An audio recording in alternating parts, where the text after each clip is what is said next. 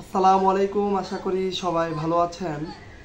যে বিষয়টা শেয়ার করব, দেখেন আমরা কিন্তু জানি বর্তমানে একটা ইন্টারভিউ কল পাওয়া কিন্তু অনেক চ্যালেঞ্জিং, ঠিক আছে।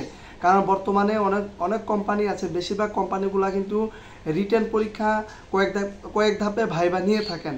এজন্য আমি যারা জব খুঁজতেছেন, যারা ফ্রেশার আছেন অথবা যারা মাত্র পড়াশোনা শেষ করেছেন, আমি আপনাদেরকে বলবো, বিশেষ করে ইঞ্জিনিয়ারিং ডিভিশনে যারা আছেন, আপনারা একটু পড়াশোনা করুন।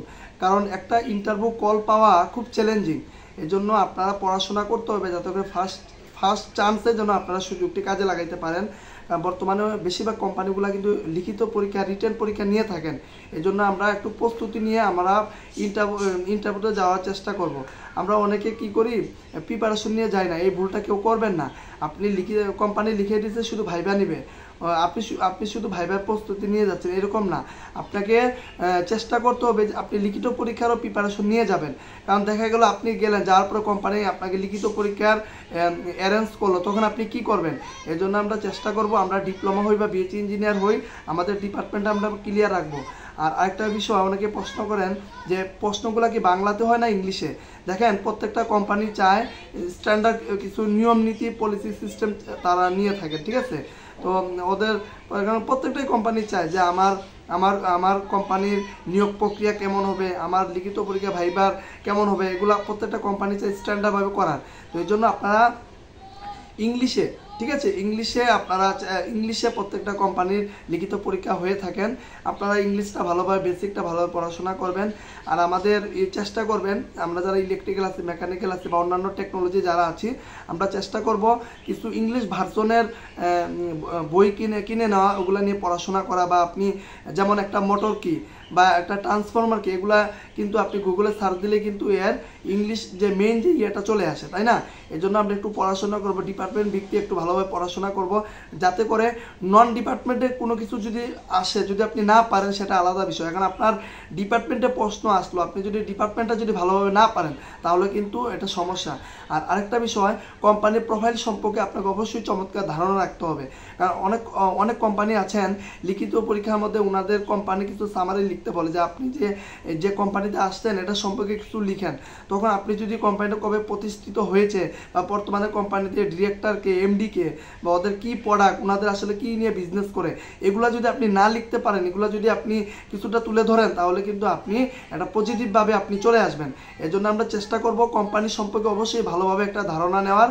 আর পাশাপাশি ডিপার্টমেন্টটা যেন ক্লিয়ার থাকে সবার। ডিপার্টমেন্ট নিয়ে যদি যে কোনো প্রশ্ন আসুক, আমরা যেন ডিপার্টমেন্টটা যেন ভালোভাবে লিখতে পারি বা ডিপার্টমেন্ট নিয়ে যেন আমাদের কোনো সমস্যা না থাকে গেল।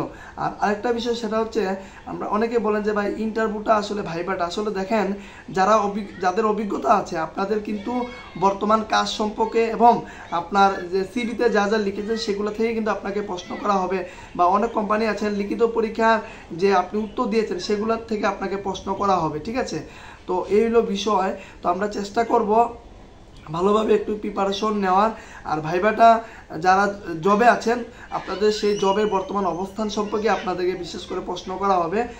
অন্য বিষয় যদি করে এটা হচ্ছে আলাদা বিষয়। আর যারা ফ্রেশার আছেন, আপনারা কোথায় পড়াশোনা করেছেন, আপনাদের সিভিতে কি কি অ্যাচিভমেন্ট তুলেছেন, কি কি স্কিল আপনার সিভিতে দেওয়া আছে, এগুলো থেকে আপনাকে প্রশ্ন করতে পারে।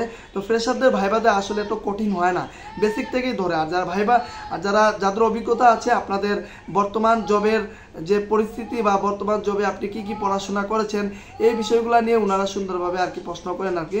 এই জন্য আমরা চেষ্টা করব জবের ক্ষেত্রে, আমরা যারা জবে আছি, আমরা বর্তমান আমার দায়িত্ব কি, আমি আসলে কি টপিক নিয়ে আমি আসলে আগাচ্ছি, বা আমার বর্তমানে আমার যে জবের আমার যে দায়িত্বগুলা, এগুলো যদি আমি সুন্দরভাবে যদি ইন্টারভিউ বোর্ডে তুলে ধরতে পারি, তাহলে কিন্তু একটা পজিটিভ আসে।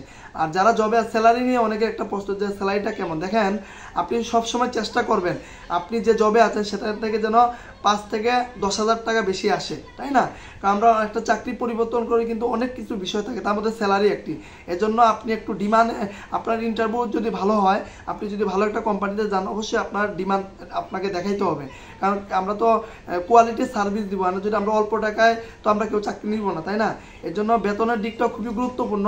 আপনি চেষ্টা করবেন আপনি ভালো একটা, আপনার যেটা বর্তমান মার্কেট অনুযায়ী যে ডিমান্ড বা আপনার যে চাহিদা, সেটা ক্লিয়ার করার। কারণ চাকরি হবে কি না হবে এটা পরের বিষয়, কিন্তু আপনি মন খারাপ করে বা উল্টাপাল্টা বলে একটা জবে ঢুকলেন, আপনার 1 সপ্তাহ গেল না, আপনার মন খারাপ হয়ে গেল, তখন তো আপনি সেই চাকরি টিকে থাকা অসম্ভব।